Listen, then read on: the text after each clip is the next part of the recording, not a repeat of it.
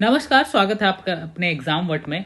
जैसे कि आप जानते हैं कि सीयूटी पीजी के जो एग्ज़ाम है वो 11 मार्च से हैं। 11 मार्च से एग्ज़ाम स्टार्ट हो रहे हैं और 11 मार्च से जो ये एग्ज़ाम स्टार्ट हो रहे हैं इसकी कुछ चीज़ें मैं आपके साथ साझा करना चाहूँगा।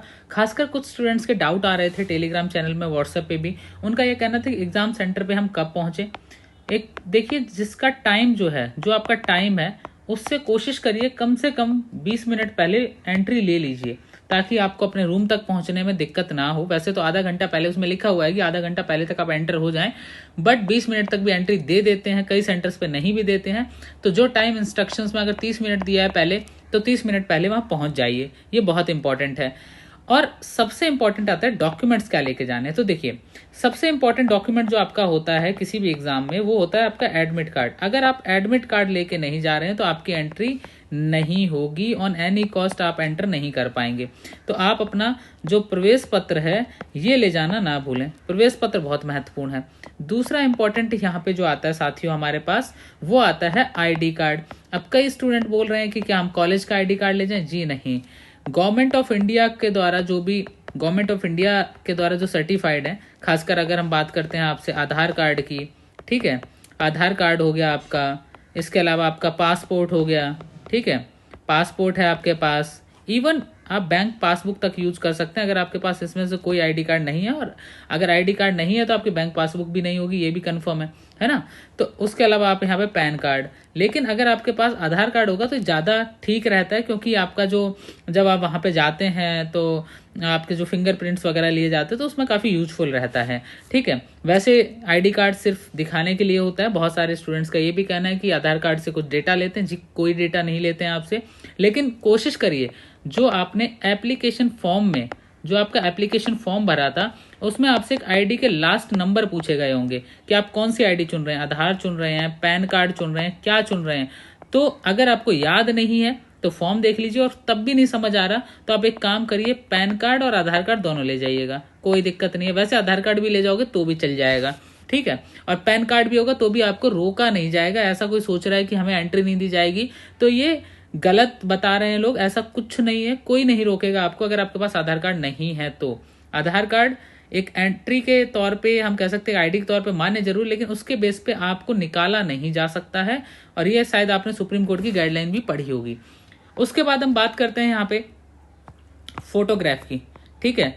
अगर हम फोटोग्राफ की बात करें साथियों, यहाँ पे जो फोटोग्राफ है जो हमें यूज करना है, यहाँ पे लिखा हुआ है कि जो आपने एप्लीकेशन फॉर्म में यूज किया है, जो आपने एप्लीकेशन फॉर्म में यूज किया है, वो सेम फोटोग्राफ आप लेके जाएं। लेकिन अगर आपके पास नहीं है, बाय चांस आपके पास वो सेम फोटोग्राफ नहीं है, तो कोई प्रॉब्लम नहीं है आपको। आप उस फोटोग्राफ को जो आपके पास अभी अवेलेबल है, एक फोटो चाहिए होती है, वहां पे लिखा होगा 2 फोटो चाहिए, लेकिन अगर आपके पास एक फोटो ही यूज होती है वहां पे, तो आप वो दूसरी फोटो भी वहां पे ले जा सकते हैं। एज सच कोई कंपलसरी नहीं है कि वो सेम फोटो आपके पास हो, ठीक है।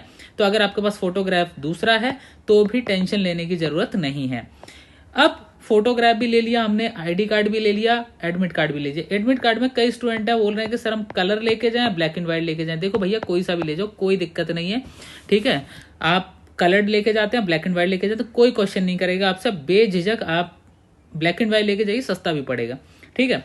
दूसरा हम बात करते हैं यहाँ पे फोटोग्राफ के बाद। अब हमारे पास एक और क्वेश्चन जो स्टूडेंट्स का मैंने देखा, जो कि आ रहा था बार बार कि हमारे पास ये प्रॉब्लम्स हैं। और एक जो आ रहा था, वो आ रहा था डिक्लेरेशन फॉर्म। अरे भैया, डिक्लेरेशन फॉर्म जो है वो वहाँ पे नीचे दिया गया, उसमें वो आपको स्क्रीन पे दिया जाता है कि I am this this this and मैं ये डिक्लेयर करता हूँ कि मैंने पूरी वेबसाइट पे जो इन्फॉर्मेशन वगैरह भरी हैं वो सारी ठीक हैं। तो वो डिक्लेरेशन फॉर्म जो है वो आपके एडमिट कार्ड में दिया गया है। नीचे आप देखेंगे तो एडमिट कार्ड में आपका डिक्लेरेशन फॉर्म दिया गया है, आप उसे भर सकते हैं। वो वहाँ सेंटर पे जाके भी भर सकते हैं, ऐसा कोई दिक्कत नहीं है। उसके बाद आपका लेफ्ट थंब वगैरह लगता है, वो आप घर से भी लगा के जा सकते हैं, और आप सेंटर पे जाके भी आपको वो सेंटर वाले जो इंक है वो प्रोवाइड करेंगे कि आप अपना थंब लगा लीजिए, ठीक है। वहां पे थंब लगा सकते हैं। इसके अलावा आपको फोटो पेस्ट करनी होती है तो फोटो आप घर से भी पेस्ट करके जा सकते हैं, वहां जाके भी पेस्ट कर सकते हैं, ऐसा कोई दिक्कत नहीं है, ठीक है। उसके अलावा डिक्लेरेशन फॉर्म हो गया। अब कुछ स्टूडेंट्स इंस्ट्रक्शन जो पेज है उसको भी ले जाने की बात करें कि क्या हम इंस्ट्रक्शन पेज भी यूज करें।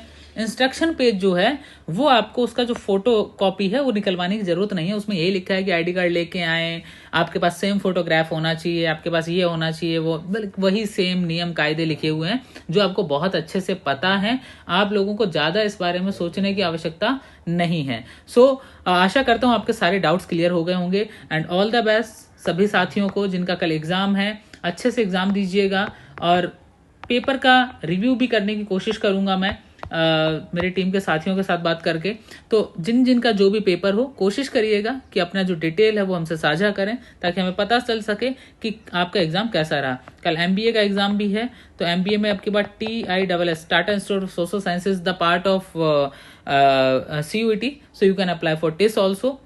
You can join as MA in HR, MA HR, जिसका पैकेज काफ़ी बेस्ट है, तो वो एक टारगेट कर सकते हो। इसके अलावा और भी कोई क्वेश्चन है आपका तो हमारे टेलीग्राम चैनल जो है एग्जाम ऑफिशियल, उसे आप ज्वाइन कर सकते हैं।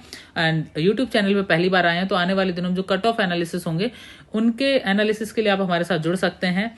And thank you very much, wish you all the best, see you in next session.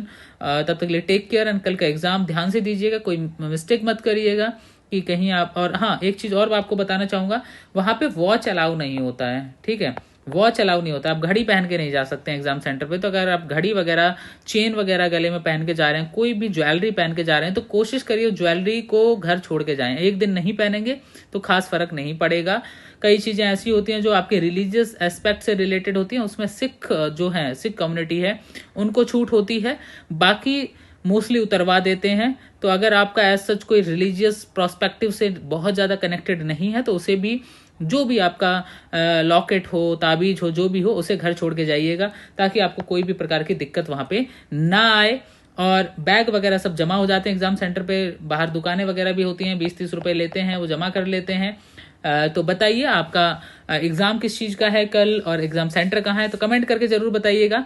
And don't forget to like, share and subscribe the exam word. और एक हमारा जो व्हाट्सएप हेल्पलाइन नंबर है, you can take help on WhatsApp helpline number. So the number is 7011042556. You can just drop a message and you can ask your query.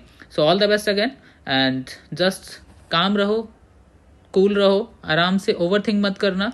बिना overthink के question paper solve करना है, कोशिश करना है, पूरा time लेके करना है। ऐसे नहीं कि जल्दी जल्दी बस आधा क्वेश्चन देखा और कर दिया। टारगेट रखना है अच्छे कॉलेज में जाने के लिए 220+ MBA मिलेगा 220+ में, ठीक है, तो ध्यान रखिएगा। बाकी आपका जो भी सब्जेक्ट का पेपर है उसके रिगार्डिंग कोई भी हेल्प चाहिए तो आप मांग सकते हैं। आप रात 10 बजे तक मैसेज कर सकते हैं, उसके बाद आप मैसेज का रिप्लाई फिर कल ही आएगा। So all the best.